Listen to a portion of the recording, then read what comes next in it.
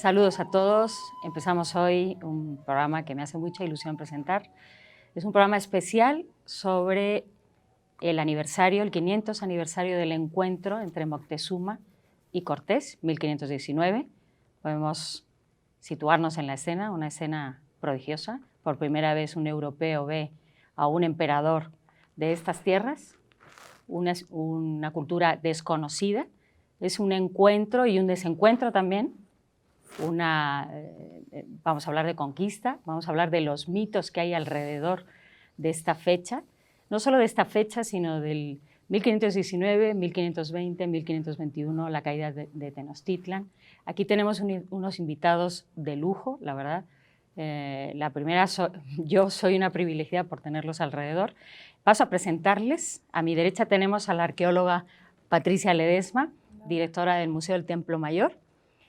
Patricia, pues desde 2015 ocupa el cargo de directora del Museo del Templo Mayor, coordinando proyectos museográficos de exposiciones como Xipetotec y la renovación de la vida, Xochipilli, Entre luces canta y llega el sol, y Templo Mayor, revolución y estabilidad, entre otros muchos. Hiciste la licenciatura de Arqueología en la ENAR, en universidad en la que continúa hoy en día impartiendo clases. Te has centrado en la filosofía de la ciencia, metodología, teorías cognitivas y estudios en gestión de patrimonio, pero también del periodo posclásico tardío en la Cuenca de México. Has publicado muchos artículos en revistas académicas y de divulgación e impartido conferencias pues, desde hace mucho tiempo, por lo menos desde el 2000. Bienvenida, Patricia. Gracias. Eres una invitada, has sido aquí, pero como directora del Templo Mayor y además con una exposición ahorita maravillosa que les recomiendo que vayan y la gocen, que es sobre los presagios en torno a la conquista de México. Bienvenida, Patricia. Muchas gracias. Tengo también a mi izquierda al doctor Luis Barjau, escritor, etnólogo, investigador del INAH, y lleva la dirección de los estudios históricos. Llevé, ya no. Actualmente no. No. Bueno, pero una carrera de muchísimas publicaciones, por lo que veo aquí 21 libros publicados, doctor, Yes. 15 capítulos de libros, 78 artículos, pero sobre todo libros tan importantes como La conquista de la Malinche, esa figura controvertida, Sí. ahora vamos a hablar, ¿verdad? Sí, claro. ¿Qué fue la Malinche? Los mitos, las confusiones. Esas otras libros importantes, Voluntad e Infortunio en la conquista de México, de 2015. Sí. Y también tiene un libro sobre Hernán Cortés y Quetzalcóatl, de 2007, entre otros muchos, como hemos mencionado. Bienvenido, doctor. Muchas gracias. Tienes también muchísimas distinciones, como pues, miembro de la Asociación José Gorostiza, huésped distinguido del Ayuntamiento Constitucional del municipio del Centro en Villahermosa, Tabasco, etcétera, etcétera, etcétera, pero sobre todo en la ex dirección del Instituto de Estudios Históricos del INAH. A su izquierda tenemos al doctor Carlos Javier González, arqueólogo también, egresado de la Escuela Nacional de Antropología e Historia y doctor en Estudios Mesoamericanos por la Facultad de Filosofía y Letras de la UNAM. Ha sido director del Museo del Templo Mayor y es investigador del Instituto Nacional de Antropología e Historia. Principales publicaciones, pues muchísimas. ¿Qué les voy a decir de estas personalidades que tenemos la suerte hoy de tener con nosotros, ¿no?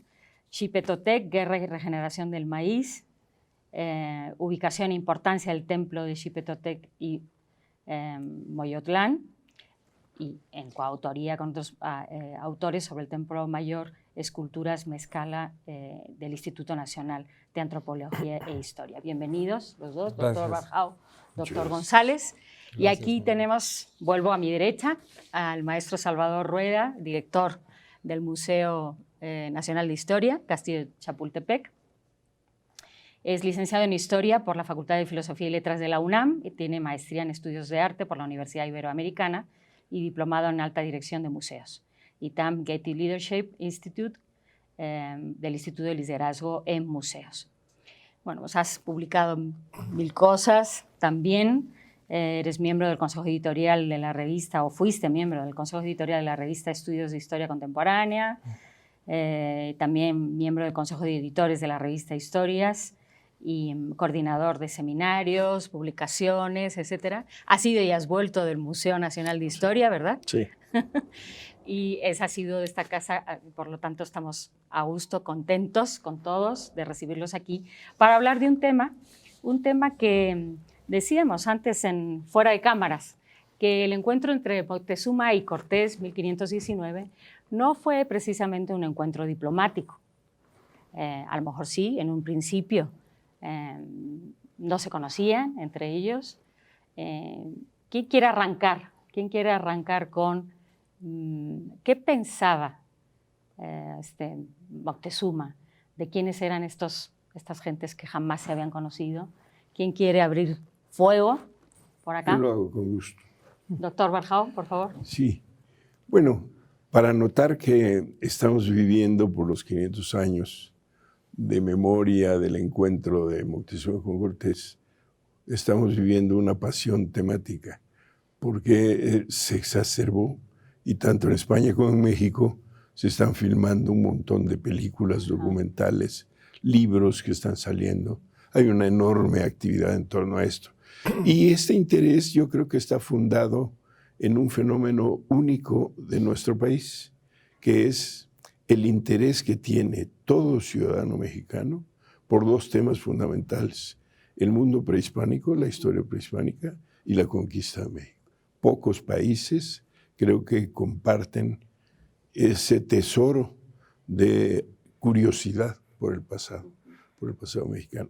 Y por eso digo yo que ahora hay una pasión temática, porque precisamente con el recuerdo de los 500 años de la llegada de Cortés aquí al México Tenochtitlan, se revivió este natural interés del ciudadano mexicano por esos temas. Sí, porque decíamos antes, no fue diplomático sin más, fue un encuentro y un enfrentamiento y una conquista. Bueno, sí, sobre eso naturalmente hay muchas posiciones, y las posiciones perdurables sobre una narrativa en donde Moctezuma no quedó muy bien parado porque aparecía como un cobarde y pusilánime. Creo que todas estas se están revisando y hay planteamientos nuevos de enorme interés, porque nos aproximan a la verdad. Nunca sabremos la verdad del pasado, es inconocible, no se puede conocer, pero nos podemos acercar a algo. Eso es otra cosa. Entonces, lo que está en boga ahora y está repetido ya por varios investigadores notables es que Moctezuma, cuando llega Cortés, prácticamente ya está derrotado. Y por el hecho de que existió una figura hasta jurídica, podríamos decir, en el pasado prehispánico, que era el sistema de alianzas. Porque el sistema de alianzas era una derivación del sistema tributario. Es decir, un grupo fuerte dominaba a otros, incluso se aliaban tres grupos fuertes para dominar un montón de pueblos, y estos sometidos naturalmente tarde o temprano se habrían de aliar entre sí para derrotar a su opresor. Y eso ocurrió también en el momento de la llegada de Hernán Cortés. Y Moctezuma, que era un conocedor de su propia historia y de sus propios mitos, se dio cuenta de que en Zempoala había nacido la alianza con Hernán Cortés. Y se dio cuenta que no era cualquier alianza, porque estaba enterado de lo que había ocurrido en Tabasco, en Zempoala, es decir, conocía las armas poderosas que traían los españoles. Ergo, la alianza posible con los grupos indígenas y Cortés era una alianza invencible. Y es lo que ocurrió. Exacto, doctor, pero fíjese que también Cortés llega con 500 hombres y ¿cuántos caballos? Pues, y numéricamente Moctezuma le podía haber volatilizado, o sea, se lo podía haber eliminado de la faz de la tierra si no llega a ser precisamente por lo que comenta de las alianzas, ¿no? Es la única explicación sensata o lógica que podríamos tener, porque no es posible que al sexto día de estar los españoles aquí, Moctezuma sea sometido por los españoles. Eso, una ciudad tan poderosa con un ejército tan grande para un puñado de españoles, no es comprensible, no es posible. Ahí pasó algo más. Entonces, lo que se deja ver es que en el momento en que llega Cortés a México, ya está vencido Moctezuma. ¿Y cuál es el indicador principal de su vencimiento? El hecho de que llegan 10,000 tlaxcaltecas, enemigos seculares de los mexicas, hasta el corazón de la ciudad y no pasa absolutamente nada. Exacto. Ahí quería pedirle al doctor Carlos González, que ahora mismo, bueno, él es uno de los investigadores que está detrás de esta magnífica exposición sobre los presagios de la conquista, porque yo estuve allí el otro día y me fasciné, al menos 6 o 7 presagios, no recuerdo bien el número. 8. 8 presagios, Sí. Que esto no es tan conocido, ese estudio, ¿no? Sí. Y también como ambos grupos, digamos, ambas culturas originarias, como diría el gran León Portilla, dos culturas originarias que chocan, la mexica, azteca mexica y la europea, tenían sus propias, digamos, sus mitos, su religión, sus creencias en las voluntades divinas, pero también ese análisis de cuáles eran las señales que al menos 10 años antes de la conquista, sí, al menos, empezaron a aparecer sobre que algo iba a pasar, algo funesto o no necesariamente funesto, pero ¿cuáles eran esos presagios? No, bueno, en realidad quien estuvo a cargo de la exposición de Tetzahuitl, de los presagios, fue el doctor Guillermo Olivier, un gran investigador también del Instituto de Investigaciones Históricas de la UNAM. Y sí, ciertamente hubo varios presagios o acontecimientos, varios de ellos sin duda pueden haber sido ciertos, como la caída de un rayo en el templo del dios del fuego, etc. Otros no sé qué tan reales puedan haber sido, pero todo esto pues yo creo que forma parte de un hilo del tiempo, como se dice ahora, que a mí pues siempre me ha intrigado mucho. Me parece un tema también fascinante porque hay que pensar que, bueno, Colón llegó en 1492, desde ese año empezó a haber ya población europea en la zona de las Antillas, en fin, es decir, es un buen número de años en los que hay que pensar que toda esta situación debe, sin duda, haber llegado hasta estas tierras, ¿no? Hasta el Anáhuac, pero ya a saber en qué versiones, ¿no? Es decir, todas estas cuestiones, estas informaciones que sin duda se deben haber transmitido por la vía oral, pues bueno, ya aquí llegaban seguramente magnificadas y distorsionadas, ¿no? Entonces yo creo que toda esta cúmulo de años que transcurrió entre 1492 y 1517, que además empiezan a llegar pues ya las expediciones de Hernández de Córdoba, de Grijalva, que antecedieron a la de Cortés. Y todo esto, sin duda, debe haber provocado, ¿verdad?, reacciones. Sabemos también que Moctezuma sintió un gran miedo, depresión incluso. Las fuentes nos hablan de que él estaba triste, deprimido por lo que estaba ocurriendo. Creo que también hay que tomar en cuenta, además de las alianzas, el factor del asombro, ¿no? También, porque de alguna manera lo que estaba ocurriendo, aunque también Cortés y sus gentes no sabían exactamente qué se iban a encontrar, pero de alguna manera estaba en su guión de Cortés y sus gentes, es decir, lo que estaban haciendo estaba en un guión que ellos estaban siguiendo, digamos, en su agenda, exacto. Mientras que en el caso de Moctezuma, de los mexicas, pues siempre hubo mucho más ese factor de asombro, ¿no?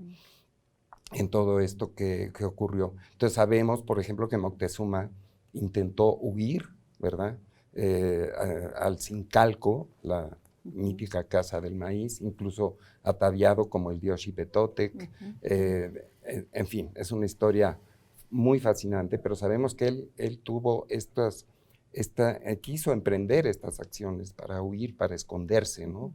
Porque sintió un gran temor. Es decir, de alguna manera él presintió que eso iba a ser el fin, pues no solamente digamos, de Tenochtitlan y de su reino, por llamarle de alguna manera, sino era el fin de una era, ¿no? Es decir, comentaba yo que creo yo que si algún acontecimiento es parteaguas en nuestra historia, es ese precisamente, ¿no? Porque aunque Cortés llegó unos meses antes a las costas del Golfo, en fin, y a Veracruz, antes de llegar a Tenochtitlan, alrededor de abril. bueno, ese encuentro entre Cortés y Moctezuma marca el inicio a la vez del final de una era, es decir, de una era milenaria, prehispánica de este territorio, con una riqueza cultural enorme y una gran cantidad de etnias y señoríos y demás, y el inicio de otra era, ¿no? De otra era que antecedió todavía por 3 siglos al nacimiento de este país, ¿no? Es decir, hasta 1821 se fundaría este país, pero es un acontecimiento sin duda que marca un parteaguas fundamental en nuestra historia. Y precisamente, doctor González, me das paso a que Patricia Ledesma, directora del Museo del Templo Mayor, también nos comente qué se está planteando el museo, que además es un museo de sitio, es un museo donde está y estuvo el Templo Mayor. ¿Qué se está planteando en este año, o sea, de efeméride, el 500 aniversario de la conquista? ¿Qué actividades, cómo lo está enfocando, qué mitos está, digamos, como borrando o explicando otra vez, ¿no? A mí me dio mucho gusto el otro día en la exposición, estaba absolutamente a rebosar. ¡Ay, qué padre! O sea, a rebosar. Bueno. Y esa idea de como de dividir el espacio incluso, ¿no? El relato, digamos, cristiano, europeo, español y otros había italianos también entre los que llegaron, etc. Ese relato y el relato de los presagios, de la mentalidad azteca mexica, ¿no? Cómo se explicaban estos. ¿Qué tiene planteado el Museo del Templo Mayor con esa responsabilidad también, como decía el doctor Barjau, de ese ansia que tiene el pueblo mexicano de entenderse, de saber cuál es su identidad, su memoria histórica, con un rigor científico, no dejándonos llevar, digamos, por ideologías o por posturas, bueno, pues previas, ¿no? O de prejuicios, sino yendo a la verdad en la manera en que puede ser conocida, ¿no? Pero es un museo arqueológico, es un museo que se basa en los vestigios, o sea, ahí no hay cuento, ahí lo que hay, ¿verdad? ¿Qué está pensando el museo, Pati? Sí, pues qué buena pregunta. Yo creo que efectivamente, como lo mencionas, el Templo Mayor ha asumido la responsabilidad de hablar de los temas, porque en particular, pues pasaron ahí, si no ahí, precisamente muy cerca de ahí, el encuentro entre Moctezuma y Cortés se da a escasos metros, el tema de la Noche Triste empieza ahí también muy cerca de donde está el Templo Mayor, y finalmente el Templo Mayor es un vestigio arqueológico que fue recuperado. Ya Carlos González seguro les platicará, hizo una exposición hace unos años sobre toda la aventura que fue el primer descubrimiento de la esquinita del Templo Mayor, porque el edificio fue prácticamente borrado de la faz de la Nueva España y fue recuperado mucho tiempo después. Entonces, toda la aventura que fue desde la gestión de Gamio para que se abriera ese lugar como lugar de memoria. Incluso es bien interesante, Carlos, no sé si al rato lo menciones, de la razón por la cual Gamio, una de las razones por las cuales Gamio lucha porque ese terreno sea adquirido por la Federación y sea abierto al público, es porque fue el lugar de la resistencia indígena. Entonces tiene que ver mucho con esta idea, ya lo decía el doctor Barjau, de la historia de nuestro país, de que es un elemento fundamental y que a mucha gente, por supuesto, está muy cerca entre la cabeza y el corazón. Es un tema todavía muy, muy sensible, no solo para los mexicanos, también en Europa, en Estados Unidos he tenido oportunidad de escuchar que es un tema muy, muy, muy cercano. Y finalmente, pues también el Templo Mayor forma parte del Instituto de Antropología, y en el instituto no solo es el conocimiento científico arqueológico, sino también el conocimiento antropológico que nos permite lograr una explicación y acercarnos a un pasado mesoamericano que a veces hemos perdido y de alguna manera pues tratamos mediante las técnicas de arqueología y de antropología recuperar lo más que se pueda. Ya lo mencionaba el doctor Barjau, que es imposible acercarnos un 100% a la verdad, pero la ciencia lo que busca es acercarse un poco más. Y en este caso, bueno, pues a estas alturas del partido, el desarrollo de los estudios antropológicos, el doctor Alfredo López Austin, el propio doctor Guillermo Olivier, a la par de mucha gente de etnología y de antropología social, nos han permitido involucrarnos y comprender que la mentalidad mesoamericana era sumamente compleja, lógica, coherente en su interior, y que muchas de las cosas que las decisiones que se tomaron en ese momento precisamente vienen permeadas por su forma de entender el mundo, de explicárselo, e incluso de las categorías en las que cada uno y cada sociedad va organizando el cosmos. En ese caso, o bajo ese tenor, decidimos que la primera exposición que arranca toda esta serie de efemérides y terminará yo creo que en el 25, ¿verdad? Vamos a terminar es con posible. Con Cuauhtémoc. Cuauhtémoc. Ahora luego vamos Así con es. Cuauhtémoc.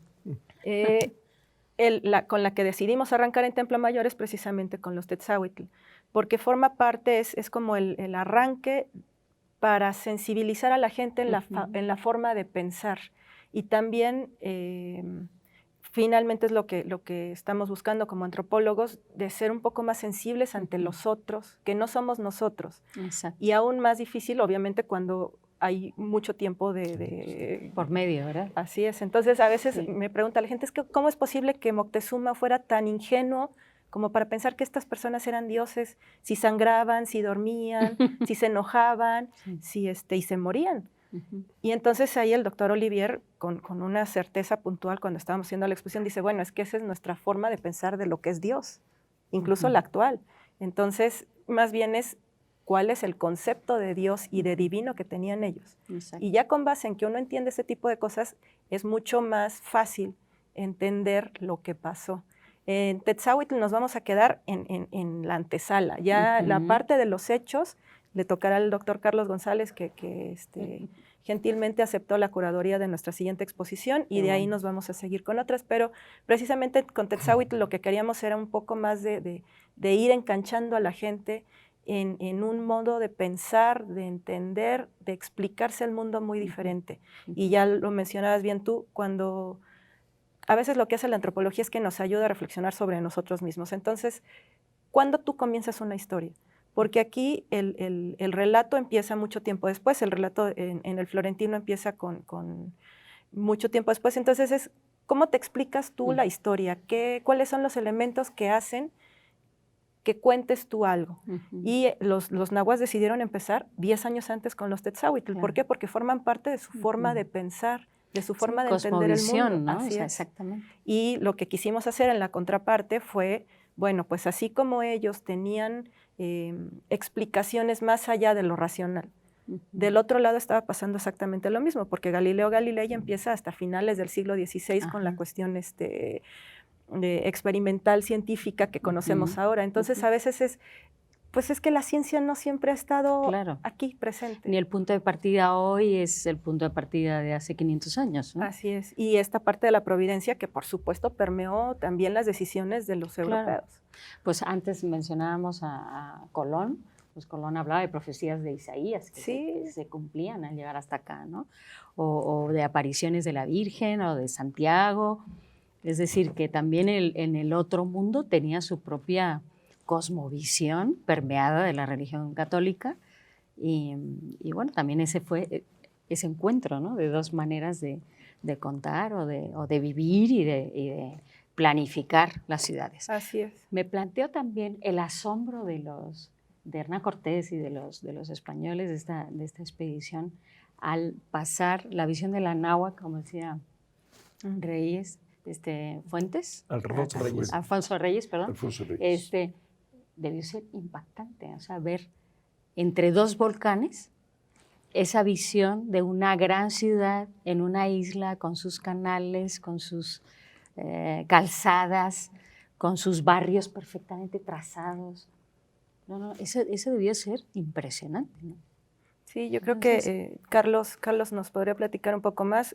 Su padre fue un arquitecto espectacular y él diseñó uno de los planos más completos de la Adelante, isla. Carlos, volvemos contigo, No, Salvador, problema. luego, pero adelante, por favor. No, bueno, sí, sin duda a mí siempre me ha parecido que, y lo dice Cortés en sus cartas de relación y Bernal Díaz también, es decir, expresan ese asombro que les produjo esta visión de la náhuatl y de Tenochtitlan, ¿no? Que sin duda hay que ubicar a Tenochtitlan como también hay que ubicar en su momento a Teotihuacán o Teotihuacán en su momento histórico y ver las grandes dimensiones que tuvieron estas urbes, ¿no? Mesoamericanas. Creo que sin duda pues las dos más esplendorosas y brillantes que vivió el pasado mesoamericano. Pero claro, Teotihuacán pues ya era pasado, ¿no? Cuando llegan los españoles, ya era ruina. Ellos ven Tenochtitlan viva, funcionando efectivamente con este trazo asombroso que tenía de las grandes calzadas. Por ejemplo, la calzada de Tlacopan, o Tacuba, como se llamó ya en la época novohispana, y la de Iztapalapa, que al confluir virtualmente, porque nunca se unieron en realidad, pero conformaban un ángulo perfecto de 90 grados, por ejemplo, ¿no? Es decir, era un trazo urbano muy desarrollado, además el control que tenían de las aguas, ¿no? Porque era un sistema lacustre, y cómo las calzadas tenían sistemas con puertas que dejaban pasar o impedían el paso del agua.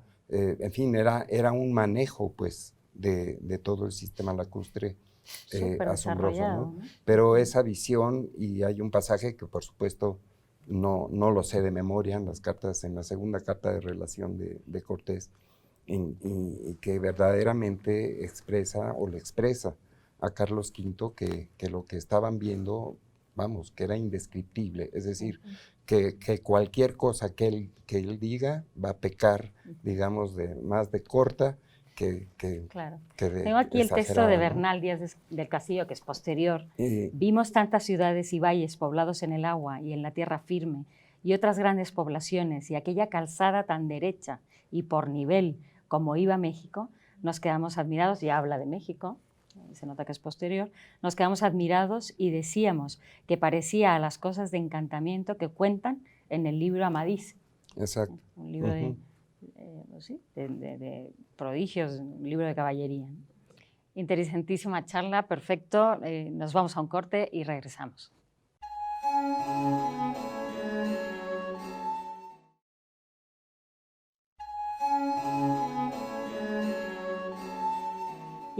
Volviendo a Salvador, Salvador, puedes contarnos muchas cosas, pero a lo mejor antes de pasar a que nos cuentes de Cuauhtémoc, ¿no? Porque en el tiempo sería un poquito más adelantado a la secuencia que venimos un poquito analizando, ¿no?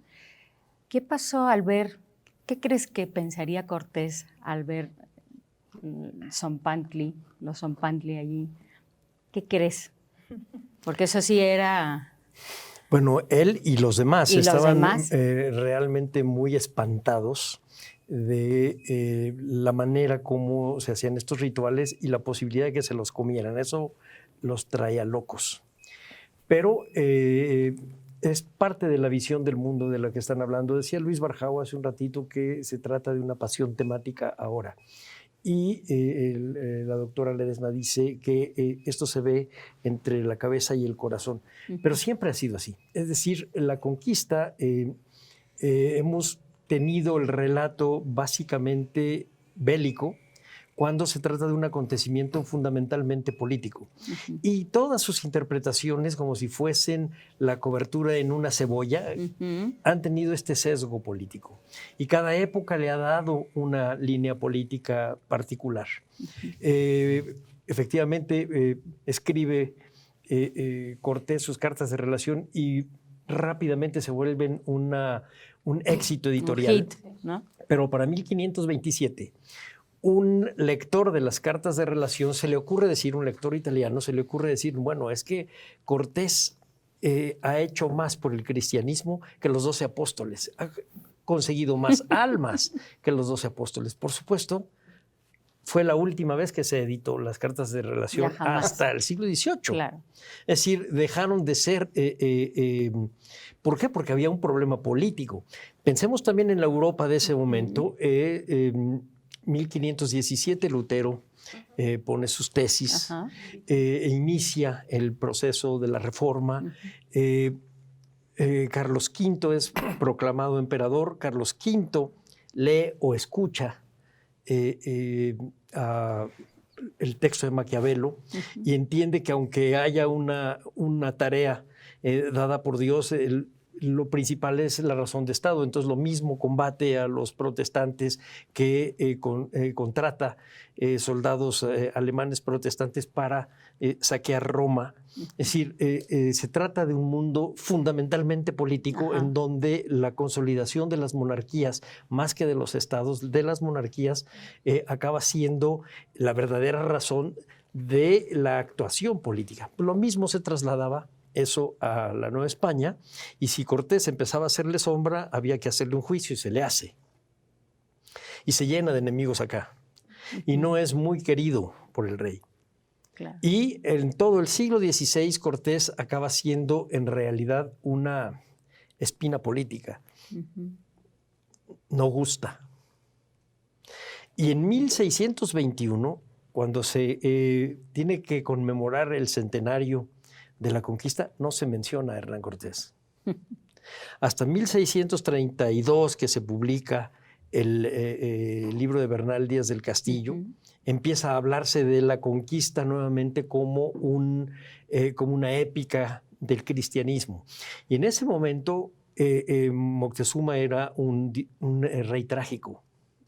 Se deprimía como Saúl, el bíblico. Sí. Cuauhtémoc aparece como el que le da la pedrada cuando se asoma al balcón.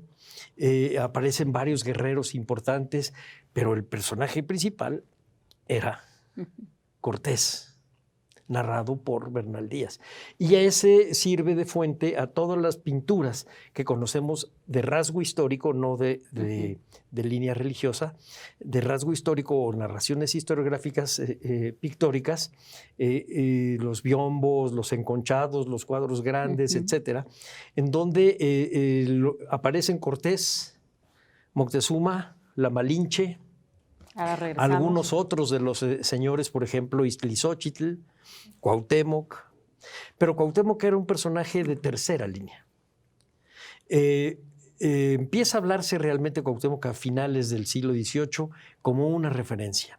En el siglo XIX, cuando hay que construir un héroe indígena, hay una parte, por ejemplo, José María Vigil, retomando textos de Iztlizóchitl, y arman a este personaje que conocemos como quizá el más sabio del periodo mesoamericano, que es Nezahualcóyotl, pero el armado acaba siendo como el del rey David. Es poeta, es ingeniero, es monoteísta, se casa con la mujer de otro al que manda la guerra. Es decir, hay un modelo bíblico para hacer el relato y la narración, y acaba siendo un héroe demasiado intelectual. Y entonces no pega en la cultura popular. Y hacia finales del XIX se rescata a Cuauhtémoc. El primer texto que yo conozco en donde se habla del Cuauhtémoc heroico es el de Chavero en México a través de los siglos, donde dicen es que él sí tomó la iniciativa, y dice un poco lo de Luis Barjau, porque Moctezuma estaba derrotado de antemano. Moctezuma se deja apresar con que lo traten bien, y se deja apresar y hacer todo. Y entonces se dice que Cuitláhuac le grita que era la manceba de los españoles. Entonces tienen que matarlo, ya no les sirve como prisionero. Ya será un episodio del que sí hablará Carlos ahora, que tiene que ver con La Noche Triste. Pero en ese momento Cuauhtémoc toma las riendas, por decirlo, suena muy feo porque Cuauhtémoc nunca tomó riendas, pero... no se subió a ningún caballo. Sí, no se subió, aunque después estuvo en andas porque después de que lo torturaron quedó inválido. Pero toma el mando de las tropas mexicanas, que ya tenía a todos tepanecas de distintos lugares, hasta sumar varios miles de guerreros, y confrontan primero a Moctezuma. Entonces Cortés, dice Chavero, mata a Moctezuma porque sabe que los indios van a tener que hacerle una ceremonias fúnebres y unas exequias, y además nombrar al nuevo. Y eso le va a dar 2 días para poderse ir o armar unas cureñas que querían usar. Pero el caso es que a partir de ahí Cuauhtémoc empieza a tener un halo heroico. Y para esas fechas ya tenía casi 100 años de que Cortés había dejado de ser el posible héroe fundador de México, o de Nueva España primero y después de México, para convertirse exactamente en lo contrario. ¿Por qué? Porque cuando en 1794 se hace el último lugar donde entierran a Cortés, que vienen los parientes de Cortés y cuesta mucho dinero, y se lo llevan al Hospital de Jesús, se hace todo un gran ritual. El sermón es de Fray Servando, tremendo. 4 meses antes de que Fray Servando dijera lo que dijo sobre el ayate de la Virgen y que arranca su otra historia. Y en 1808, cuando el rey es apresado por Napoleón, resulta que el fundamento del poder político recae en los ayuntamientos, y el fundador de los ayuntamientos en México fue Cortés. Y entonces los criollos toman a Cortés como el fundador posible del poder político español en la Nueva España. Y hay un golpe de Estado de los españoles, y a partir de ese golpe de Estado de los españoles, Cortés empieza a ser el villano. Y hasta el día de hoy sigue siendo parte de la pasión temática de la que habla Luis Barjau. De esta manera ha habido siempre, con una visión política, una polémica de algo que decía un escritor colombiano, Pablo Montoya, de que 2 culturas extremas que no debieron haberse juntado. Sí, fíjate que me han salido muchos temas, ¿no? Pero quiero regresar al doctor Barjau para que nos hable de la figura de la Malinche. La Malinche está rodeada de leyenda, muchas veces denostada, muchas veces, digamos, como ahí fue la única lista, me refiero a inteligente, políglota, que sirvió como de bisagra. Cuéntenos un poquito más de la Malinche en sus investigaciones. Con mucho gusto, María. Bueno, la Malinche, una figura excepcional, sin duda. Pasaríamos horas hablando de ella. Pero yo creo que es necesario tocar cuestiones de método muy importantes. Salvador Rueda ha tocado varios puntos extremadamente importantes, y uno de ellos es la naturaleza de la narrativa que hay. No tiene sentido continuar con la narrativa tradicional, porque pues esa es conocida desde el siglo XVI con los cronistas, fantásticos cronistas del siglo XVI, sino que tenemos la obligación de plantearnos preguntas nuevas y enfocar y revisar el problema de la conquista de México desde otra perspectiva, pues, si no, no tiene mucho sentido la repetición. Se han escrito millares de libros sobre la conquista de México, en España, en Inglaterra, en Francia, en Alemania, hasta en Arabia. Y entonces hay que buscar las nuevas preguntas, ¿no? Entender, por ejemplo, en el caso de la conquista, el fenómeno de la conquista, qué es una conquista y qué es una invasión. Y la conquista no fue de la corona española, fue de Cortés con un pequeño grupo, desobedeciendo los mandatos de la corona dados al gobernador de Cuba, ni siquiera directamente. Entonces, a ver, cuidado con la conquista. ¿Y qué cosa es una conquista? Una conquista es el vencimiento de un grupo sobre otro con el cual ha tenido una rivalidad.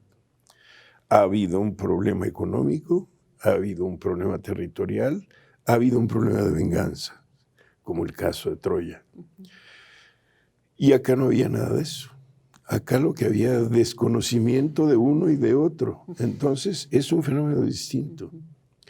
Y luego, la conquista, verla en su realidad. En 1520 ocurrió la primera peste masiva que acabó con más de la mitad de la población indígena. Más de la mitad, casi un 80%. De Sahagún, ¿no? Un 80% se acabó. Hay que imaginar lo que era una sociedad con 80% de pérdida. El terror que deben haber tenido, la debilidad, la falta de confianza, y sobre eso vino el ataque a Tenochtitlan. Entonces ahí hay otro elemento. Y un tercer elemento de orden metodológico. La narrativa sobre la conquista de México está hecha por los españoles. Ahí hay un problema mayor porque los testimonios indígenas que hay, de Sosomo, Alvesisochis, Chimalpán, otro más, el de Tlaxcala, Diego, bueno, se me escapa, Diego Muñoz Camargo, todas estas son de principales cristianizados a un extremo impresionante en que dicen, narrando, y cuando íbamos y el enemigo, hablando de los indios, y ellos son indios, nos acorralaron en tal parte, entonces nosotros respondimos. Hay que ver la mente de estos principales. Y una cosa es narrar la propia historia y otra cosa es que la narre el enemigo. Si yo narro mi historia, voy a quitar mis atrocidades.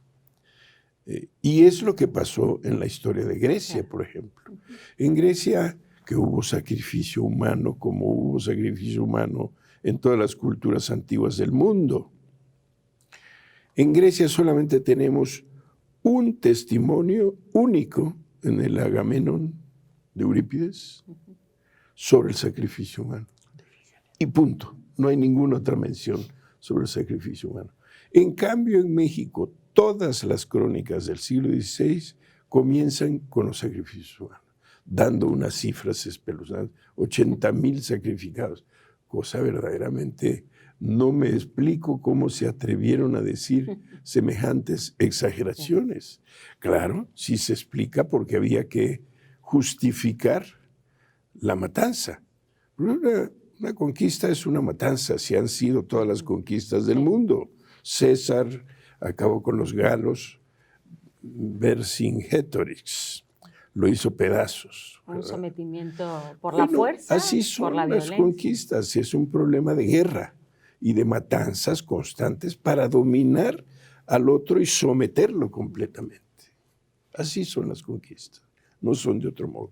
Y si nosotros vemos, por ejemplo, un documento resguardado por la biblioteca del Museo Nacional de Antropología, como es el lienzo de Tlaxcala, pintor de tlacuilos, pinturas, nos damos cuenta que fue matanza tras matanza, una tras otra en los pueblos. Es lo único que habla ese documento, no habla de ninguna otra cosa más.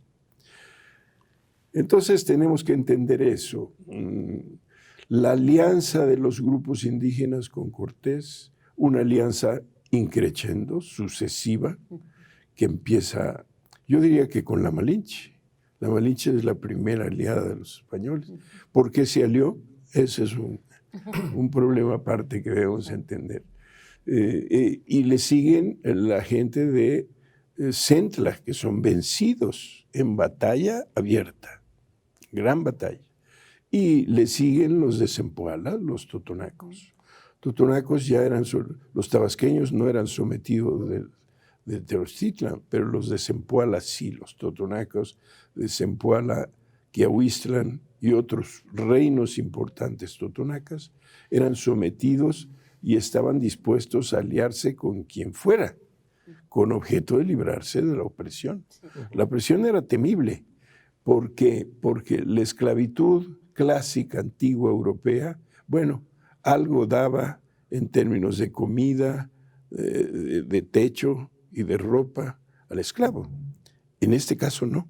Acá era un sometimiento militar que hacía la Triple Alianza y que se las arreglaran como puedan y que tributaran, no solamente con los materiales de la región y los cultivos de la región, sino también con personas para el servicio y para sus ritos también. Entonces, todo eso vale la pena de enfocarlo de nuevo y hacernos las preguntas pertinentes. El lenguaje, ocurrió un fenómeno extraordinario, que es de una pictografía, que era lo que manejaban los grupos indígenas, se pasó al alfabeto de los lenguajes romances. Y entonces ahí hay una revolución lingüística extraordinaria. Se empezó a escribir el náhuatl con caracteres latinos. Entonces ahí hay un problema mayor que los lingüistas tendrán que estudiar a fondo, porque ahí hay un salto extraordinario, hay un cambio de mentalidad. La lengua es mente, y ahí hubo un cambio catártico, abrupto, impresionante que tenemos que estudiar. Por eso yo insisto, hay que ver de nuevo el problema de la conquista de México y hay que hacer las preguntas pertinentes y no quedarnos con la narrativa oficial, porque no tiene ningún sentido volver a repetir lo que se ha dicho en todas las crónicas del siglo XVI. Si les parece, hacemos un break y continuamos en unos minutitos.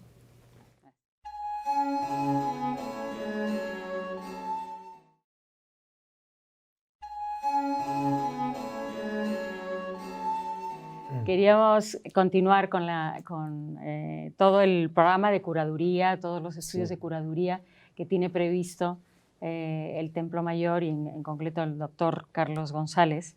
Han salido temas como qué pasó en la Noche Triste, había o no había oro, se desencantó Cortés porque no había oro, todo eso lo van a abordar. Claro, sí, bueno, fundamentalmente pensamos abordar primero el acontecimiento, digamos, que condujo en muchos sentidos a la ocurrencia de la llamada Noche Triste, que es la matanza, la famosa matanza que ocurrió en el recinto sagrado con motivo de la celebración de la fiesta de Toxcatl, dedicada a Tezcatlipoca. Y bueno, sin entrar en mayores detalles, pero ese va a ser el primer tema, digamos, de la exposición. Luego, propiamente, ya la ocurrencia de la huida, ¿no? De la Noche Triste, la muerte, desde luego, de Moctezuma, que ocurre en esos días, y de lo cual, pues, hay cualquier cantidad de versiones, ¿no? Por supuesto, la versión española, y que es que, en pocas palabras, que Moctezuma murió como consecuencia de una pedrada que recibió en la cabeza al salir a hablar a sus gentes, pues, para pedirles que se calmaran, ¿no? Ahí entran ya en juego una gran cantidad de versiones al respecto. La otra versión, la versión indígena, y que es que Cortés lo mató.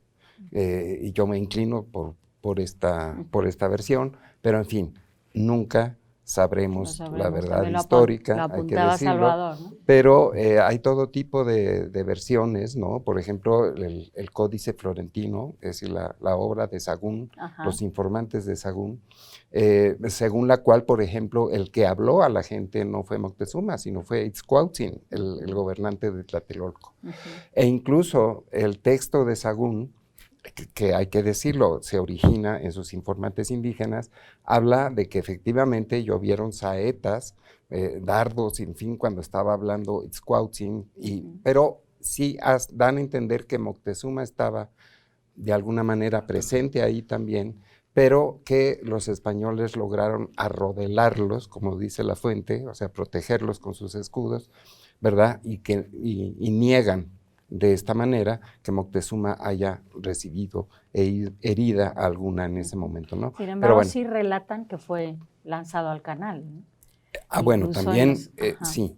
También quiero mencionar, por ejemplo, que hay fuentes como Fray Diego Durán, dominico, que escribe en el siglo XVI y que además es pues una de las fuentes principales que utilizamos, pero él utilizó documentos indígenas, él se basó en documentos escritos en náhuatl, de hecho, porque él era nahuatlato, aprendió el náhuatl desde muy pequeño, y él también proporciona la misma visión indígena, ¿no? De que ya encontraron muerto a cuchilladas pues a Moctezuma después ya de terminada la huida, ¿no? Entonces ahí es otro de los acontecimientos fundamentales que ocurren como preámbulo propiamente a la Noche Triste, ¿no?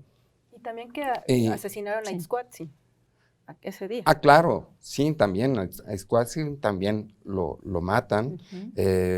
Incluso le comentaba el otro día a Pati que es muy curioso cómo en las ilustraciones del Códice Florentino de Sahagún, hechas por mano indígena, pues aparece toda lo que es la secuencia de la muerte de Moctezuma, el pobre Moctezuma solo, ¿verdad? Solo ahí en los leños en los que se está quemando su cuerpo, mientras que Itzcuautzin, que lo presentan como un gobernante querido, ¿sí?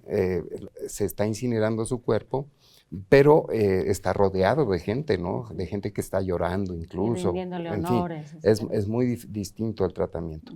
Y finalmente, bueno, yo ahora me he metido ya como una curiosidad personal, ya lo he comentado con Salvador, en la cuestión del famoso árbol de la Noche Triste, ¿no?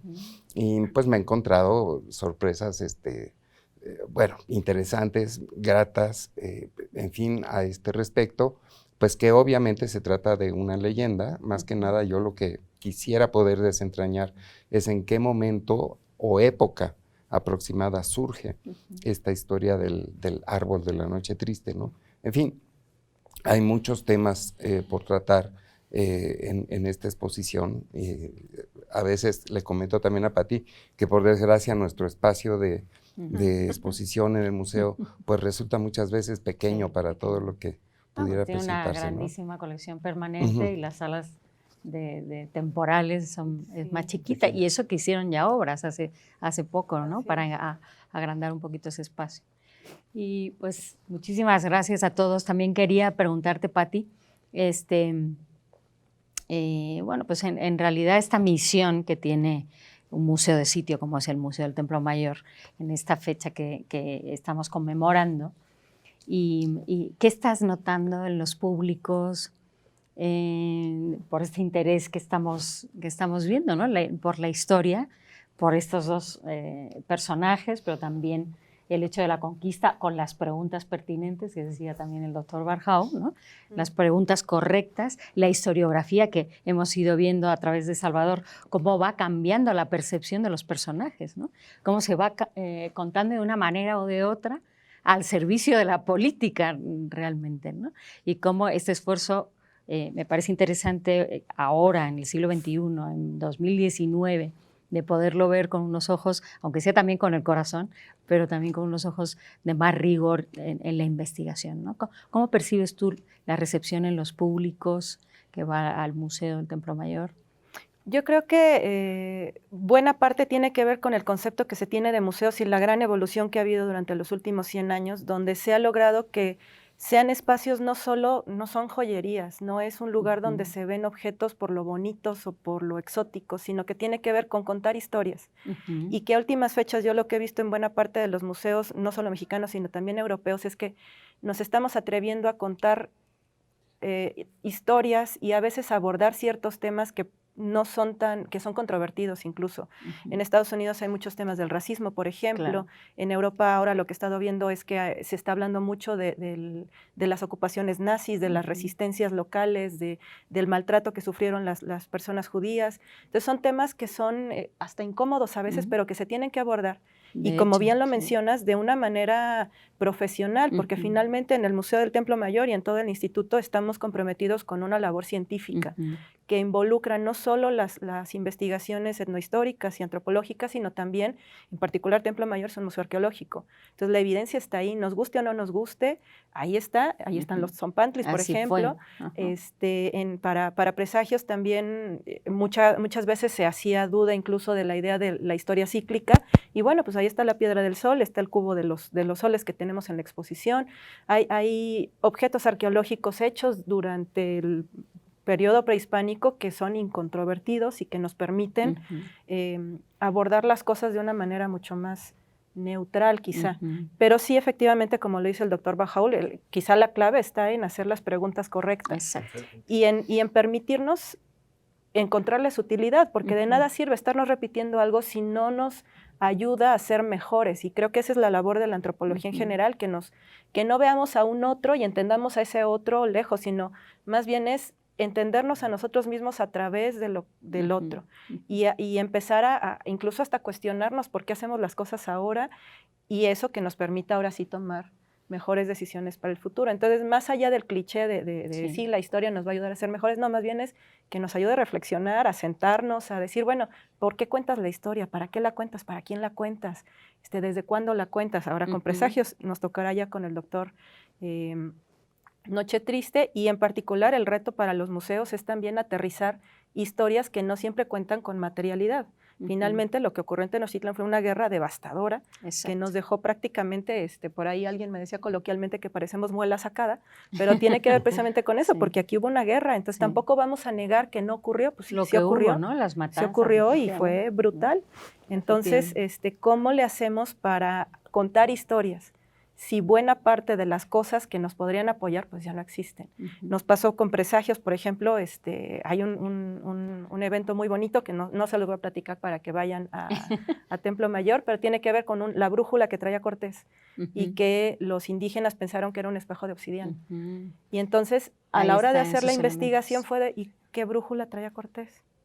¿Cómo debió haber sido? Exacto. Entonces nos pusimos esas preguntas, nos hacen, y no, pues nadie sabía, entonces tuvimos que hacer una investigación y ver más o menos cómo podían haber sido, y es probable que haya sido una brújula que traía en el barco y que a la hora de desmantelarlo se la llevó. Y cómo eran las brújulas, entonces que traían los barcos españoles. ¿Es bien astrolabios o cómo se llamaba? Ajá, era un compás. Pero son de esos pequeños temas que nos van como de pronto haciendo clic y abriendo la investigación para poderla compartir. Y Qué seguramente con Carlos González nos va a pasar, ahora que empecemos ya a aterrizar la cuestión de la colección, nos va a pasar y ya te estaremos platicando cómo nos Qué bueno, ¿no? Grandísima labor la que hace el Museo del Templo Mayor, el Museo Nacional de Historia. Salvador, coméntanos, platícanos también sobre ese choque entre politeísmo, monoteísmo. Bueno, eso es una de las preguntas, como dice Luis Barjau, que hay que hacerse, porque finalmente a lo que vamos a llegar es cuando menos a desatar un poco eso que es el corazón de las tinieblas, esta parte mala de nosotros. Cuando Patti dice que en Europa están ahora mostrando las barbaridades de los nazis, etcétera, es porque tienen enfrente la posibilidad de que crezca nuevamente ese monstruo. Claro. Bueno, nosotros tenemos un poco el mismo asunto. Nosotros no hemos dejado de ser racistas, nos ha costado mucho trabajo saber que somos un país multicultural, con derechos iguales, que esa es la pregunta que se tiene que hacer un antropólogo. Si estamos escrutando la conquista, estamos viendo, por supuesto, a depredadores de un lado y de otro, porque cuando Moctezuma está derrotado es porque hay estos aliados que no lo quieren porque depredaba. Pero Hernán Cortés llega exactamente a lo mismo y llega por el oro. Y es el corazón de las Pero tinieblas. luego no había lo que tanto está. oro. ¿O qué Pues sí pasaba hubo con el mucho oro. Cuando menos, y ya para hablar de la noche triste, y no de historiografía, sino de estas otras huellas que están ahí y que están en nuestra memoria, pero ya no sabemos de qué se tratan.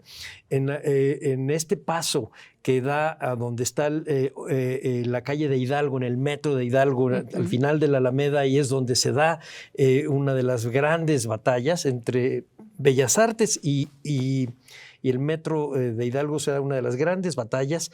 Se encuentra cuando están haciendo los rescates las excavaciones de rescate arqueológico para hacer el metro Hidalgo, se encuentran los tejos famosos de oro, que no fue poquito, y enfrente está la iglesia de San Hipólito, dedicada a San Hipólito porque el 13 de agosto, que es ese su día, es el día de la caída de Tenochtitlan, y esa la manda a hacer Cortés. Ahora ya es de Judas Tadeo, etcétera. La gente ya olvidó.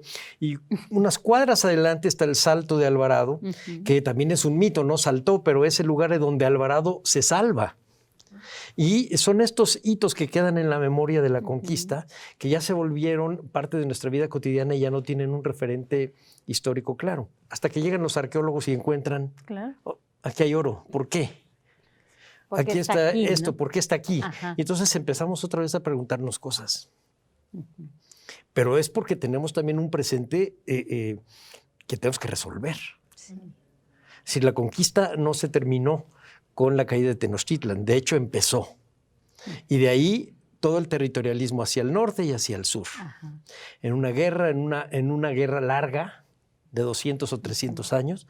Y si pensamos en la resistencia indígena armada, bueno, pues cuando menos la del norte la termina Lázaro Cárdenas cuando reparte los ejidos del Yaqui, y la de los zapatistas de Chiapas es todavía un llamado de atención de, a ver, estas autonomías indígenas que están basándose en la aceptación del ayuntamiento antiguo español, pero con una manera de ver las cosas particular, con una manera de ver a Dios y la tierra particular. El paso del politeísmo al monoteísmo, lo que pasa aquí no es único. En ese mismo paso se da políticamente cuando Roma se vuelve cristiana. Y están las fuentes en donde, como bien dice Luis Barjau, callan cosas, pero están las fuentes romanas en donde había niños para comer, cuando había rituales de los no cristianos. Y entonces, bueno, pues como nos están ganando los cristianos, pues a ver, sacrifícate unos niños gorditos y nos los comemos para el Dios. Es decir, este paso es un paso rudo, pero es rápido. Y la aceptación a veces es muy rara. No es porque creas de repente que ya no hay otros dioses. Un proceso de inculturación también, totalmente, ¿no? Pero lo que aceptas es la institución que te marca una manera de ver el mundo.